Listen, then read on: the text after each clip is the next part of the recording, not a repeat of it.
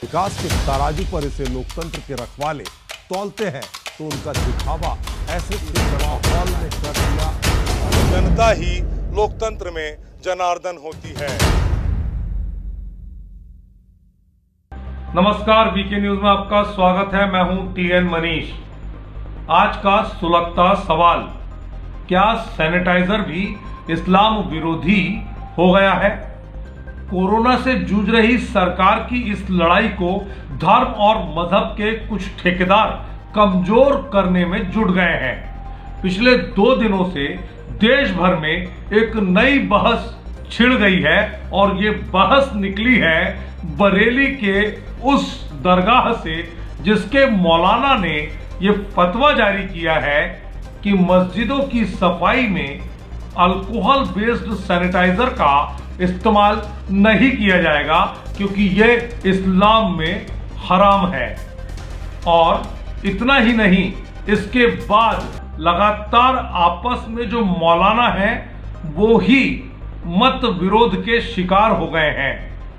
एक तरफ से ये आवाज आ रही है कि ये जो सैनिटाइजर है ये इस्लाम में हराम है, तो दूसरी तरफ से ये सवाल उठ रहे हैं कि हदीस में किस हदीस में ये लिखा है। इस तरह की बातें भी आ रही हैं। अब बात यह है कि देवबंद से भी उठे मामले, लेकिन उसमें भी ताजा बयान ये आ गया है कि ये जो पूरा की पूरा मामला है इसमें जान है तो जहान है, क्योंकि सबसे पहले इस जानलेवा महामारी से जूझ रही सरकार को हम सबको साथ देना होगा।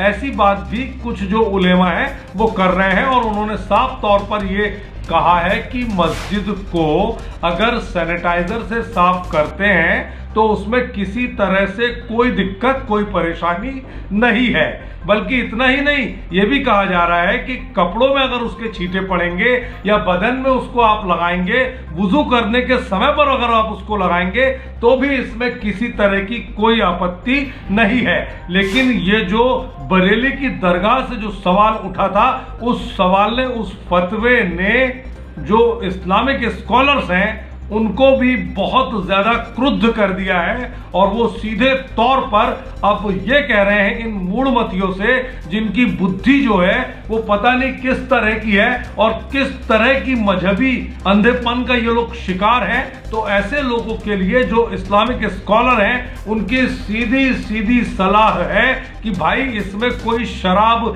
पीने की बात नहीं की जा रही है, सिर्फ इसको अल्कोहल जो है वो भी अल्कोहल, ये केमिकल बेस्ड अल्कोहल है, ये प्योर अल्कोहल नहीं है। इसके अंदर दवा के तौर पर इसको इस्तेमाल करना है क्योंकि उस बैक्टीरिया को, उस विषाणु को, उस कीड़े को, उस वायरस को उस माहौल से, उस वातावरण, उस फिजा से अगर दूर रखना है तो सैनिटाइजर ही इकलौता ऐसा इलाज है जो बार बार करना पड़ेगा, तब कहीं जाकर हम इस जानलेवा महासंक्रमण से अपने आप को, आबादी को, अपनी जान को और तमाम तरह के धर्म और मजहब को बचा पाएंगे। नशा करना हराम है। कई ऐसी सारी दवाइयां आती हैं, होम्योपैथिक की दवाइयां जो आती हैं उनमें ज्यादातर में अल्कोहल होता है, अल्कोहल बेस्ड होती हैं वो, मगर उसको हम नशे के लिए नहीं इस्तेमाल करते हैं। नशा करना बिल्कुल गलत है, मगर अपने हाथ पैरों को, अपने जिस्म को सैनिटाइज करना, अपनी चीजों को सैनिटाइज करना, यह कहां का गलत काम है बताइए आप जरा। पहले तो आपने मरकज में जाके नमाज पढ़ने के लिए लोगों को उकसा दिया, आज आप ये उकसा रहे हैं कि आप सैनिटाइजर नहीं लगाइए। भाई ये इस चीजों को करने से, इस तरह के फतवे जारी करने से पूरे दुनिया में मुसलमानों को आप बदनाम करने के अलावा कुछ नहीं करते हैं। थोड़ी अकल रखिए और समझ के फतवे जारी करिए, नहीं तो कोई आपके फतवों को नहीं मानेगा और कोई आपकी बात भी नहीं मानेगा। और दूसरा, उसका सबसे बड़ा नुकसान होगा, इंसानियत को नुकसान होगा। आज पूरी दुनिया, भारत की सरकार इंसानियत को बचाने में लगी हुई है और हम चाहते हैं कि कैसे न कैसे ये कोरोना वायरस की वबा जो है पूरी दुनिया से ही चले जाए। अल्लाह से हम लोग दुआ मांग रहे हैं और सरकार अपने तरीके से उसको कोशिश कर रही है, सैनिटाइज करने का हुक्म दे रही है, बात बात में अपने हाथ पैरों को आपको साफ करने का हुक्म दे रही है। आप फिर वही हुक्म उदुली करने की बात कर रहे हैं, फिर आप अपनी एक अलग राह चलने की बात कर रहे हैं। थोड़ी सी शर्म कीजिए और भारत को बचाइए और इंसानियत को बचाइए। आज हमें सबको मिलके इस कोरोना से लड़ना है। तमाम मुफ्ती हजरात से गुजारिश है कि फतवे ऐसे दे जिससे कोरोना रुके, ऐसे फतवे ना दे जिससे कोरोना फैले और इस्लाम की बदनामी हो, मुसलमानों की हंसी उड़े। मजहब इस्लाम के नुक्ते नजरिए से भी जो चीजें हराम बताई गई है, यहाँ तक कि बदजनावर का गोश्त और शराब ये हराम बताई गई है, लेकिन तब इसका इस्तेमाल किया जा सकता है जब बात जान पर आ जाए। तो जान बचाने के लिए इन चीजों का इस्तेमाल किया जा सकता है। ये मजहब इस्लाम के तहत आता है। इसी तरीके से आपको छोटी सी सर्दी खांसी हो जाए, आप टसेक्स, ससेक्स, कोरेक्स दुनिया भर के कफ सिरप पी लेते हैं जिसमें कि अल्कोहल होता है। आज मस्जिदों में ये बात कही जा रही है कि हम सैनिटाइजर नहीं डालेंगे क्योंकि इसमें अल्कोहल होता है। तो मैं आपको बताना चाहता हूं, कोरोना कितने लोगों की जान ले चुका है, जान पे आफत बनाई है, और उस वक्त में ऐसे उल जलूल फतवे देना, लोगों की जान को जोखिम में डालना, न केवल मुसलमानों की बल्कि तमाम हिंदुस्तानियों की जान को जोखिम में डालना, इसकी शिक्षा मजहब इस्लाम नहीं देता है। तो इस्लाम का, हदीसों का, कुरान शरीफ का अच्छे से मुताला करें और सही फतवे दें, मेरी यही गुजारिश है।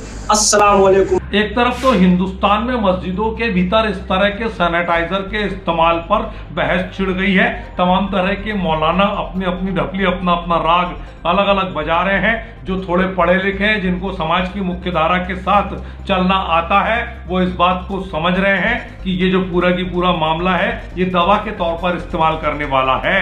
लेकिन मजहबी अंधेपन के शिकार मौलानाओं को, उलेमाओं को अब मैं वो तस्वीर दिखा रहा हूं जिस तस्वीर को देखने के बाद उनको समझ में आ जाएगा कि इस्लाम में सैनिटाइजर का इस्तेमाल अल्लाह के घर यानी मस्जिद में करना किसी भी तरह से हराम नहीं है। क्योंकि ये जो तस्वीरें आपकी नजरों से गुजर रही है, ये तस्वीर इस्लाम का सबसे बड़ा घर है, जन्म स्थल है मक्का और मदीना। जब वहां पर इस तरह का सैनिटाइजिंग हो रहा है तो फिर इन लोगों को किस तरह से इस तरह की बात करनी आती है कि यहां पर सैनिटाइज करने से इस्लाम खतरे में पड़ जाएगा। अरे भाई, दवा जो है वो कब से हिंदू, मुसलमान या इस्लाम हो गई।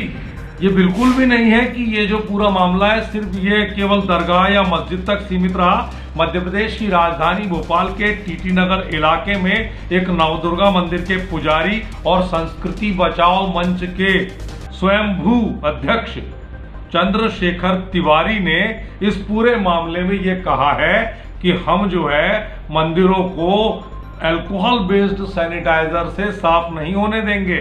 इस तरह की बात करने के अलावा इस पुजारी ने स्थानीय प्रशासन की मनाही के बावजूद तमाम तरह के नियमों का उल्लंघन किया और वहां पर लाउड स्पीकर से अपने अपने भक्तों को यह सूचना दी कि मंदिर खुल चुके हैं। जबकि 8 जून वाला जो मामला है, भोपाल की स्थानीय सूरत हाल को देखते हुए प्रशासन ने अभी उसको मुलतवी किया है। सारे धर्म के लोगों के साथ उनकी बैठक हुई थी। उस बैठक के बाद यह तय हुआ है कि 5 दिन बाद इस मसले पर आगे फैसला प्रशासन के द्वारा लिया जाएगा।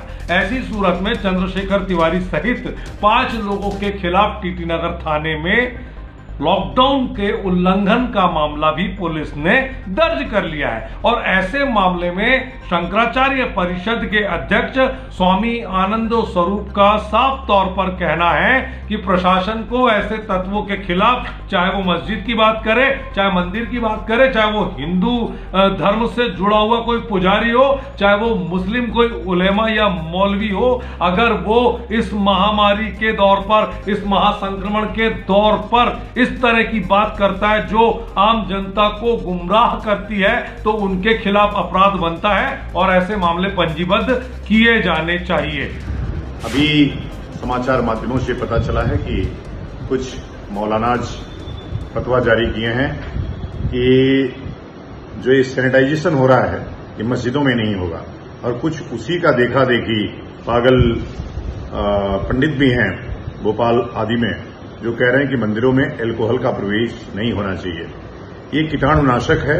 आपको पता होना चाहिए कि जितनी औषधियां बनती हैं, होम्योपैथिक हो, एलोपैथिक हो, सब में कहीं न कहीं अल्कोहल का प्रयोग होता है।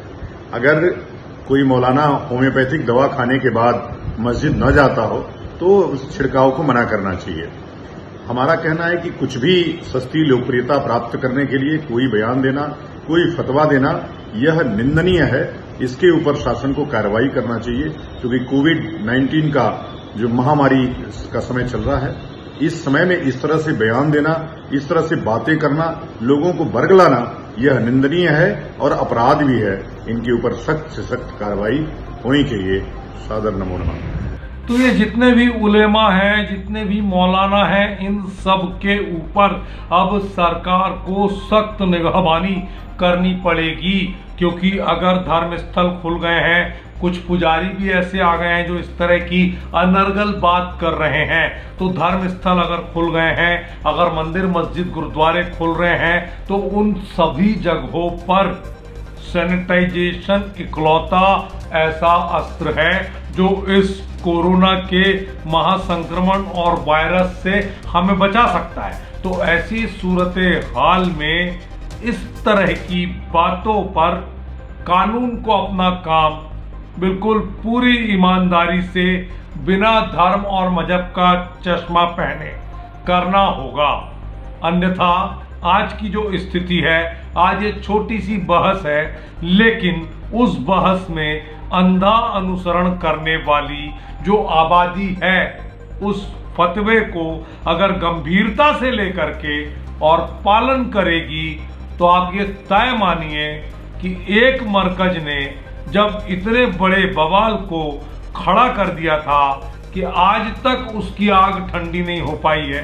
रह रहकर अलग अलग सूबों से अभी भी खबरें आती हैं कि निजामुद्दीन मरकज के कारण कितने बड़े स्तर पर देश भर में अलग अलग सूबों तक कोरोना पॉजिटिव के प्रकरण पहुंचे और उनसे ये बीमारी फैली। तो इस तरह की जब पूरी बात होती है, तो ये एक नया रास्ता बीमारी को फैलाने वाला देना और इस तरह के फतवे जारी करना, क्या ये किसी साजिश का हिस्सा है या वास्तव में अपने धार्मिक और मजहबी ज्ञान के आधार पर ऐसे जो उलेमा और मौलाना हैं, वह सिर्फ इस्लामिक तौर पर इस बात को कर रहे हैं। लेकिन एक बहुत अच्छी बात यह है कि इस पूरे मामले में एक जगह से अगर फतवा उठा है, तो 4 जगह से उस फतवे को गलत ठहराने वाले मौलाना भी सीना तान कर खड़े हुए हैं। यानी अच्छी बात यह है कि इसके मूल में इस्लाम के भीतर हदीस में जो कहा गया है, उसको समझने का फेर बरेली वालों ने किया, लेकिन उसे सब लोग पालन करेंगे ऐसा नजर नहीं आता, जो कि बहुत अच्छे संकेत हैं। और हम किसी भी धर्म या मजहब के खिलाफ बात नहीं कर रहे हैं, लेकिन ये बात हो रही है कि यदि वो पुजारी चंद्रशेखर तिवारी हो, चाहे वो बरेली वाले मौलाना हो, कोई भी इस तरह की बात आज के महासंक्रमण में जब हर किसी की जान पर बनाई हो, और इस समय सरकार पूरी तरह से ये कोशिश कर रही है कि कैसे भी इस महासंक्रमण से मुक्त कराएं भारत को, आज जबकि हम बहुत बड़े खतरे के निशान पर खड़े हो गए हैं, चौथे पायदान पर आकर, और उस बीच में इस तरह की मूर्खतापूर्ण बातों को कोई तवज्जो, कोई स्थान, कोई अहमियत नहीं देनी चाहिए। यही हमारे देश का, राष्ट्र का आज की दशा में धर्म होना चाहिए। सुलगते सवाल में आज के लिए बस इतना ही। नमस्कार। आपको हमारा ये वीडियो पसंद आए तो शेयर करें, लाइक करें, सब्सक्राइब करें और मेरे साथ वीके न्यूज पर देखते रहें सुलगता सवाल।